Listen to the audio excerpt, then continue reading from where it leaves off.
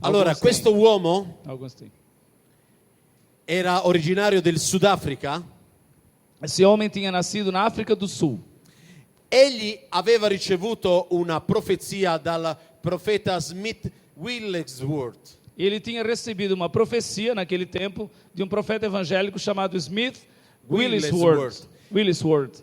Egli gli disse che questo battesimo nello Spirito Santo non era soltanto per le denominazioni pentecostali, Esse evangélico tinha profetizado que o batismo no Espírito Santo não era apenas para as igrejas pentecostais. e che loro sarebbero stati sorpresi quando questo battesimo nello Spirito Santo sarebbe entrato ufficialmente nella Chiesa di Roma. E disse: vocês vão se surpreender, porque um dia o batismo no Espírito Santo será derramado surpreendentemente na igreja de Roma. E in effetti è quello che è accaduto poi negli anni successivi. E foi de fato o que aconteceu nos anos seguintes. I primi cattolici battezzati nello Spirito Santo Os primeiros católicos que receberam o batismo no Espírito Santo, erano soltanto 5 o 6 negli anni 60. nos anos 60, eram 5 ou 6 só. Oggi sono 150 milioni di cattolici romani che stanno affamati di Dio e che stanno cercando un'esperienza intima con Dio. Hoje são 150 milhões de católicos no mundo que estão esperando essa experiência ou provando-a, procurando uma Un'esperienza dello experiência Spirito. do Espírito Santo. È una gioia poter essere testimoni di questa primavera, di questa Pentecoste nella Chiesa romana. É uma alegria ser aqui testemunha dessa primavera de Pentecostes na Igreja Católica Romana. Infatti anche il Papa ha approvato e appoggia, sostiene il movimento carismatico nella Chiesa cattolica. Inclusive o próprio Papa apoia, sustenta, E ha riconosciuto. reconheceu oficialmente a renovação carismática na Igreja Católica. Infatti nel 1975 le porte della Basilica di San Pietro si aprirono per accogliere un congresso di carismatici. Era la prima volta che un canto in lingua in glossolalia si elevava nelle volte di Michelangelo. Em 1975, pela primeira vez, a Basílica de São Pedro, no Vaticano, recebeu um grande congresso mundial de carismáticos católicos e foi a primeira vez que as pinturas de Michelangelo escutaram cantar em línguas. Quando io conobbi l'esperienza carismatica era in una università pontificia a Roma, l'Università Gregoriana. Quando eu tive a minha primeira experiência carismática, eu estava estudando na Universidade Gregoriana, em Roma. Quando entrai in questa comunità Quando entrei naquela comunidade, c'erano sacerdoti e suore che pregavano in lingue tinha alguns padres e irmãs lá da universidade que oravam em e línguas che danzavano. e que também dançavam. E io dissi, ma questi non sono cattolici. Mas eu pensei, mas essa gente não é católica? Eppure erano l'università del Papa. E era a Universidade Pontifícia, considerada oficialmente a Universidade do Papa. Voi non immaginate quale importanza ha avuto questa comunità nell'università pontificia. Vocês não fazem ideia da importância que teve esse grupo carismático lá dentro da universidade em Roma. Perché tanti sacerdoti che venivano a studiare a Roma alle pontificie università Porque tantos e tantos presbíteros, padres que iam lá estudar na universidade, ricevevano l'esperienza dello Spirito Santo e ritornavano in ogni nazione della terra e portavano questo battesimo nello Spirito in tutte le nazioni. iam estudar na universidade, nos encontros de oração recebiam o batismo no Espírito Santo e depois voltavam para os seus continentes, seus países já formados, levando essa experiência E adiante. questo movimento si è diffuso come un incendio in ogni nazione. E esse movimento se espalhou como se fosse um incêndio, pegou fogo em várias nações. Quando incontrai il pastore David Duplessis, Quando encontrei pessoalmente o pastor David Duplessis, egli mi raccontò le sofferenze che ha dovuto provare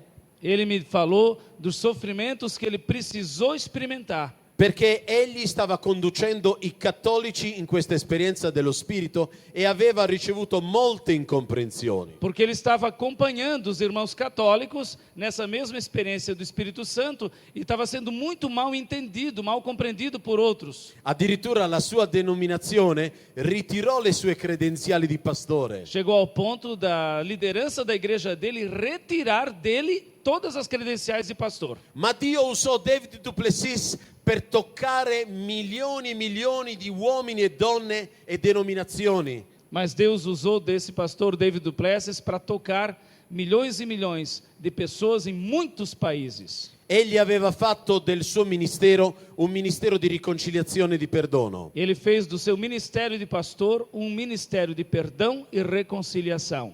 Infatti aveva sulla sua giacca un'operazione matematica 70x7. De fato, ele levava um bottom em cima do paletó, que era um bottom de metal com o número 7 por 70 por 7. Che ricordava il detto di Gesù nel Vangelo che bisognava perdonare 70 volte al giorno 7. Que recordava o que Jesus disse no Evangelho, que é necessário perdoar a cada dia 70 vezes 7. 490 volte. 490 vezes perdoar Cioè ao sempre. dia. Ou seja, sempre. E infatti quando incontrai questo pastore, De fato, quando eu encontrei o pastor, lui aveva questa spilla sulla sua giacca ele tinha esse bottom em cima do paletó. e lui la tolse dalla sua giacca Ele pegou esse bottom e la mise sulla mia e colocou em cima da minha. e poi affermò: Depois disse: Figlio, Figlio. possa tu essere ambasciatore di riconciliazione nelle chiese. Filho, que tu também possas ser o embaixador de reconciliação nas igrejas. A quell'epoca io non sapevo che cos'erano protestanti, evangelici, pentecostali, io ignoravo totalmente. Naquela época eu não tinha a mínima ideia do que fosse pentecostal, ou evangélico, ou católico, eu ignorava tudo isso. E la prima decisione che ebbi fu quella di visitare nella mia città una chiesa pentecostale. E a primeira decisão que eu tomei depois dessa palavra foi de visitar uma igreja evangélica pentecostal que tinha na minha cidade. E io speravo che tutte le porte davanti a me si sarebbero aperte. E eu esperava que todas as portas da minha frente fossem se abrindo. E quando andai a bussare alla prima chiesa pentecostale, E quando fui lá bater na porta da primeira igreja pentecostal que eu encontrei, venne il pastore e disse: buongiorno. veio o pastor e disse assim: bom dia. E io mi presentai, sono un cattolico carismatico. E eu me apresentei. Aqui sou eu sou um católico E il pastore mi carismático. disse: torna domani. E o pastor olhou assim e disse: ah, tá, volta amanhã. E mi chiuse la E porta. fechou a porta.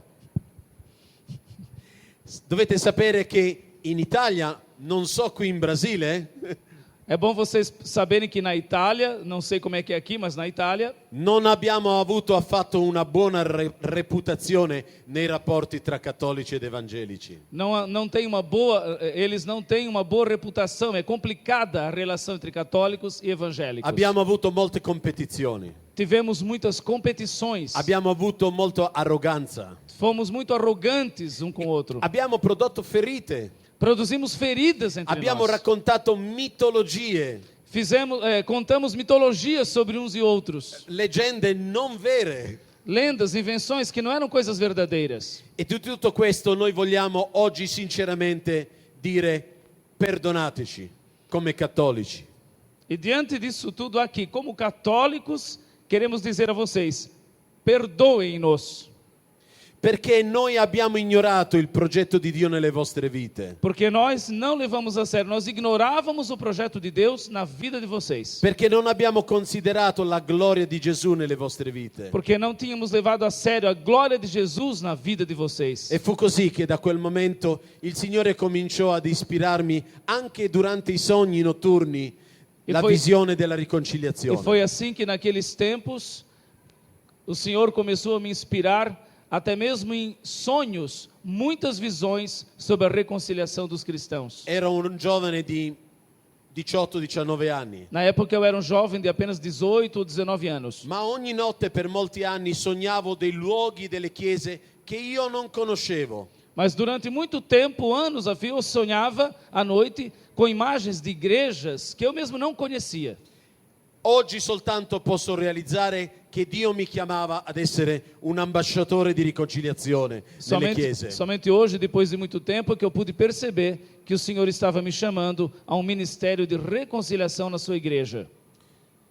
Fino a quel tempo, negli anni 70, non accadde più nulla, ma all'inizio degli anni 80 un pastore evangelico di nome Giovanni Traitino venne ad incontrarmi.